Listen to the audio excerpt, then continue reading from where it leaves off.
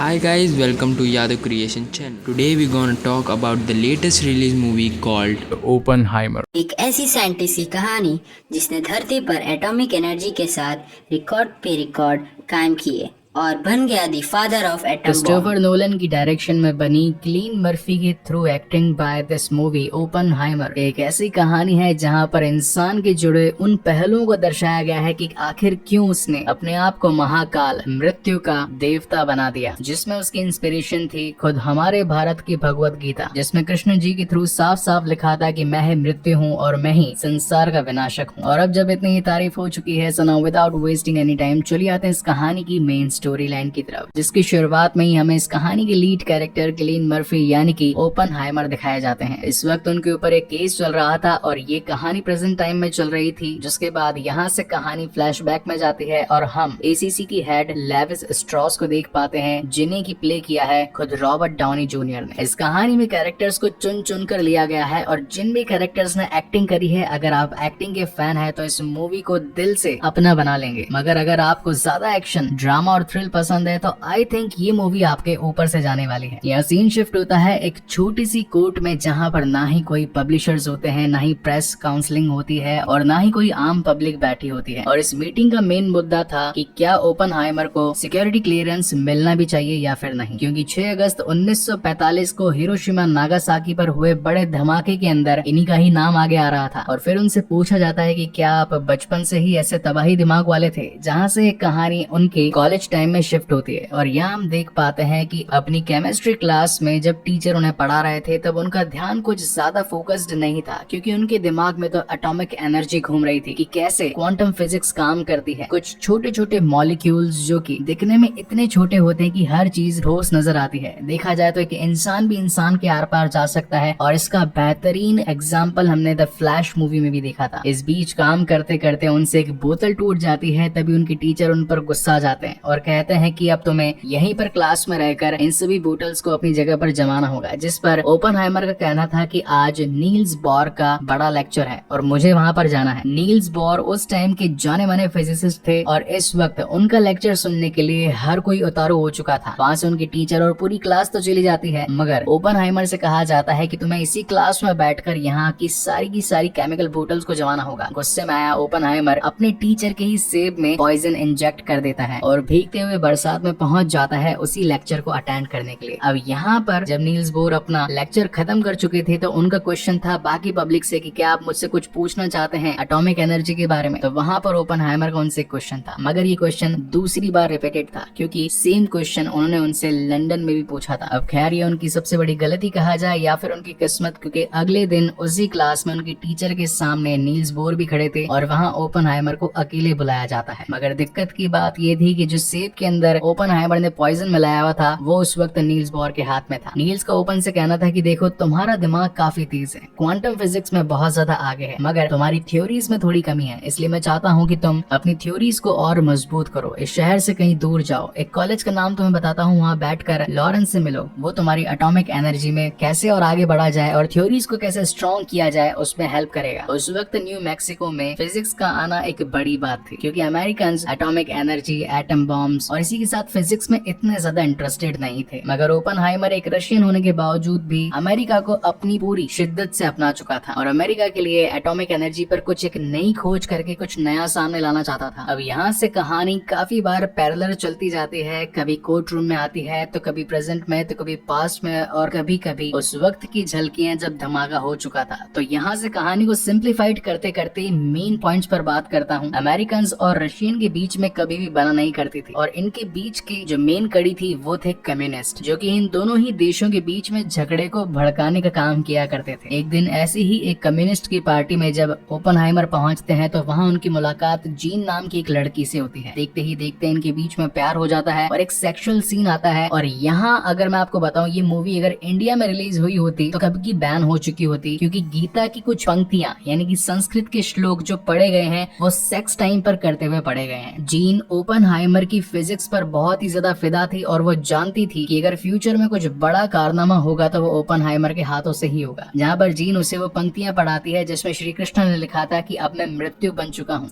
विनाश का कारक हूँ, सभी का अंत मुझसे ही होगा। अब इन लाइंस को सुनकर कुछ लोग कहेंगे कि क्या सिर्फ उस किताब को पढ़ लेने से ही ओपनहाइमर ने अपने आप को मृत्यु का कारक बना लिया? तो ऐसा नहीं है। जीवन में आगे बढ़ने के लिए छोटी छोटी प्रेरणाओं का होना भी जरूरी होता है और उन्हीं में से यही वो कुछ लाइंस थी जिन्हें ओपनहाइमर ने अपने दिमाग में बैठा लिया था। कुछ दिनों बाद ओपनहाइमर की मुलाकात लॉरेंस से होती है जो कि एटॉमिक बॉम्ब पर फिजिकली एक्सपेरिमेंट कर रहा था। अब जहाँ कुछ थ्योरीज ओपनहाइमर की गलत साबित हो रही थी, वहीं फिजिकल एक्सपेरिमेंट कामयाब होते नजर आ रहे थे। इसी के चलते बहुत साल आगे निकलते हैं और यहाँ ओपनहाइमर की मुलाकात केटी हाइमर से होती है, यानी कि उनकी होने वाली पत्नी। रिलेशंस बढ़ जाते हैं और इनकी शादी भी हो जाती है। इन बिटवीन उनके रिलेशनशिप जीन से भी थे और वो कई बार उसके साथ मिलने के लिए भी जाया करते थे और साथ में सेक्स किया करते थे। मगर जीन हमेशा से ओपनहाइमर से कहती थी कि तुम्हें मेरे पास ही रहना चाहिए, मैं मेंटली डिस्टर्ब हूँ। लेकिन ओपनहाइमर का कहना था कि अब मेरी शादी हो चुकी है, हम एक रिलेशनशिप में साथ नहीं रह सकते, इसलिए तुम्हारा और मेरा अब दूर हो जाना ही बेहतर है। और एक दिन ओपनहाइमर के ऑफिस में पहुंच जाते हैं ग्रोव्स, जो कि यूएस जनरल थे। उनका कहना था कि रशिया से हमें कुछ गुप्त सूत्रों से मालूम चला है कि वो लोग भी एटॉमिक एनर्जी या फिर एटॉमिक बॉम्ब पर काम कर रहे हैं। अगर हमसे पहले उनके पास ये विश्व ताकत आ गई तो हमारा खात्मा होने में कुछ पल ही लगेंगे। और मैं समझता हूँ कि इस एटॉमिक साइंस में आपसे बढ़िया साइंटिस्ट और कोई नहीं है, इसलिए मैं चाहता हूँ कि आप हमारे लिए भी एक ऐसा ही बॉम्ब बनाएं। मगर इस काम के लिए लगने वाली थी एक बहुत बड़ी जगह, काफी सारे साइंटिस्ट और बहुत सारा पैसा। जिसके बाद अपने ही रिसोर्सेज से ओपनहाइमर कुछ साइंटिस्ट की टीम बनाता है और एक लॉस एल्मोस नाम की जगह पर, जो कि कभी पहाड़ों और खेतों जैसी लगा करती थी, वहाँ पर एक नकली शहर बसाया जाता है ताकि साइंटिस्ट तो तभी खुश रहेंगे जब उनकी फैमिलीज उनके पास रहेगी और जब खुले दिमाग से काम होगा तो रिजल्ट्स भी प्यारे नजर आएंगे। एक दिन अपनी इक्वेशंस के चलते एडवर्ड नाम का एक शख्स उनके पास आता है और बताता है कि अगर एटॉमिक एनर्जी के अंदर इतनी सी भी गलती हुई तो एक ब्लैक होल क्रिएट हो जाएगा और धीरे धीरे वो सारी की सारी तबाही आसपास के पूरे क्षेत्र यानी कि एरिया को अपने अंदर कवर कर लेगा। इस बात की पुष्टि करने के लिए ओपनहाइमर एल्बर्ट आइंस्टाइन से जाकर मिलते हैं, जहाँ पर उनका कहना भी सेम था कि अगर तबाही हुई तो एक बड़े पैमाने पर होगी। अगेन यहाँ से सीन कोर्ट रूम में शिफ्ट होता है। बातें ही बातें चलती रहती है, एक दूसरे पर इल्जाम लगाया जाता है। कोई कहता है कि आखिर आपने अकॉर्ड पास ही क्यों किए इतने बड़े बॉम्ब को बनाने के लिए, तो कोई कहता है कि नेशनल सिक्योरिटी के लिए ये सब कुछ करना जरूरी था, क्योंकि अगर दुश्मन देश हमसे आगे निकल जाता तो हमारा खात्मा होना तो बस कुछ पलों की ही बात होती। इस पूरे काम को करने में इन्हें करीब 2 साल से ऊपर का वक्त, ऊपर से $2 अरब